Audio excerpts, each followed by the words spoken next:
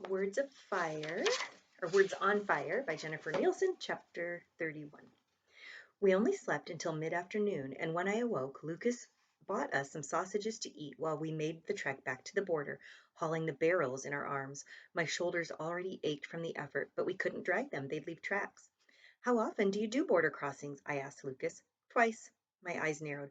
Twice a week, twice a month. No, twice. This is my second time. I crossed for the first time last month. I nearly dropped the barrel I was carrying. You've only done this once before now? That's what "this is only my second time" means, Audra. You don't know the safe places, the border guards to avoid, or who can be bribed. I thought I was going with someone who'd done this enough to teach me what to do, not someone who's making everything up as he went along. Clearly irritated, with a huff, he stopped walking and stared at me. Every smuggling job is making things up. What works the first time might get you arrested the second time. So here's what I can teach you. The safest place is where the border guards aren't. Avoid all of them. Attempt bribery as a last resort to being shot. And whatever you can do to get those books into the hands of other Lithuanians and stay alive in the process is the right thing. And I should remind you, Ben wanted you left behind. I was supposed to be making this return trip alone. He was right about that, and probably right about everything else too. I mumbled an apology, and while he took a breath to calm himself down, I said, "So we'll keep going, yes?" A beat passed, then, "Yes." "Are these books expensive?"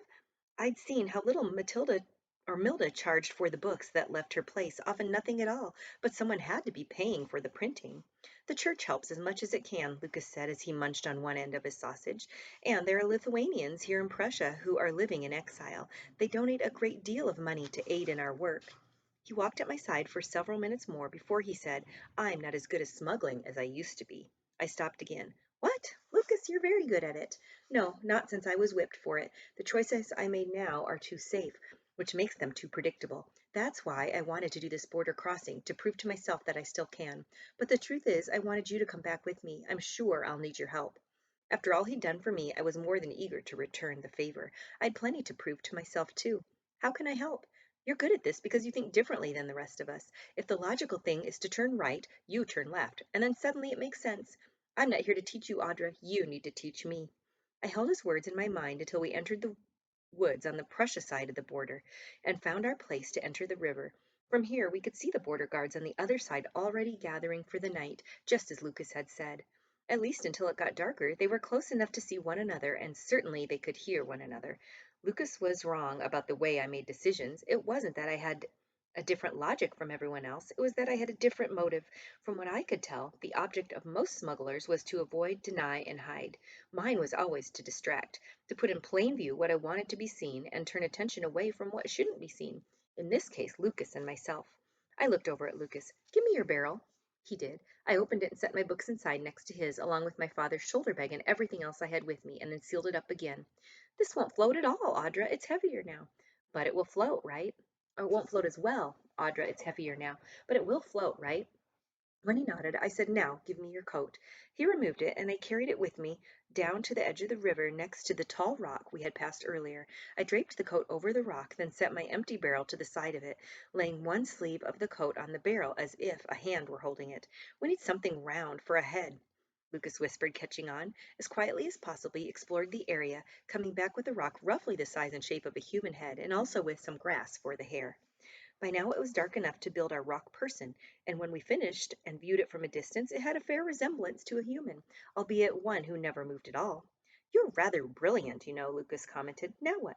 "Now we float together," I said. "You hold one handle of the barrel, and I'll hold the other. I'll keep watch for guards, while you scout a good location to land. When we both agree, we'll leave the river."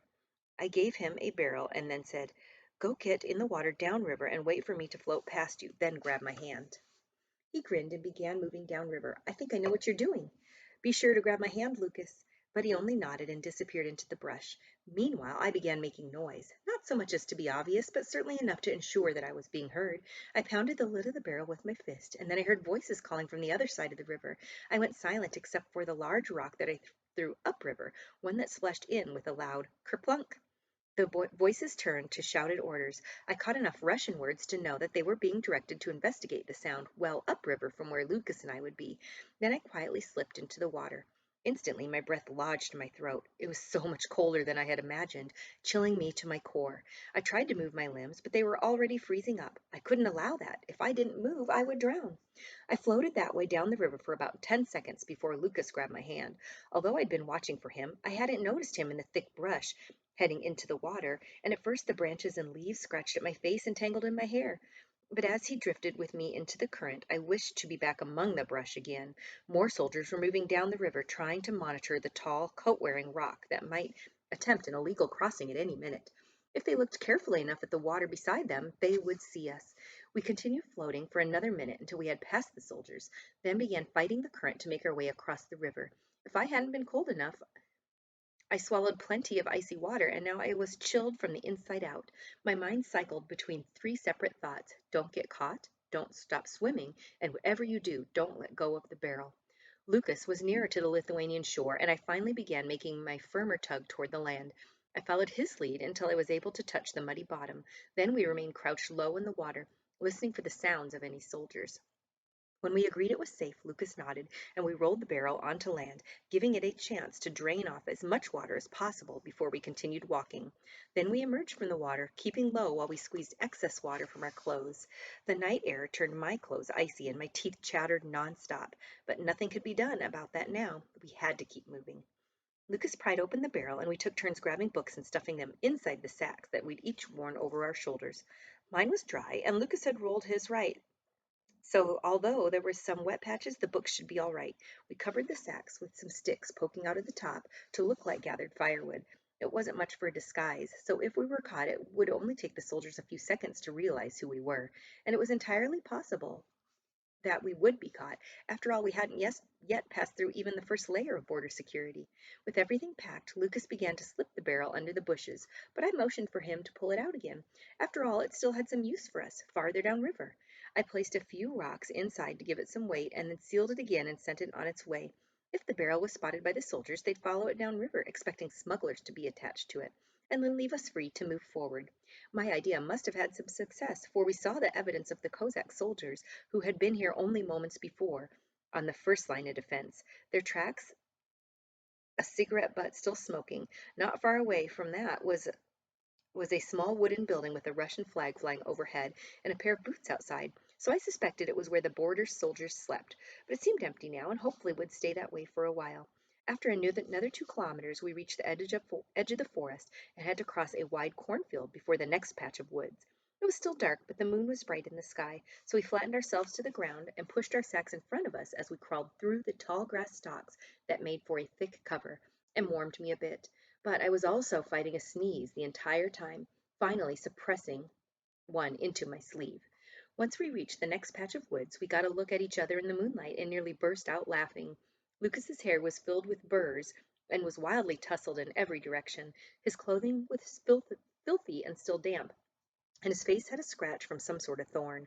I was sure I looked no better.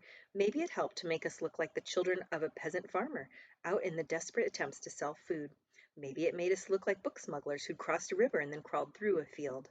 We broke off a few overripe ears of corn, robbing a pig of its feed, but at least not a family of their supper. We stuffed them in the top of our sacks for cover, but much better than the twigs had been.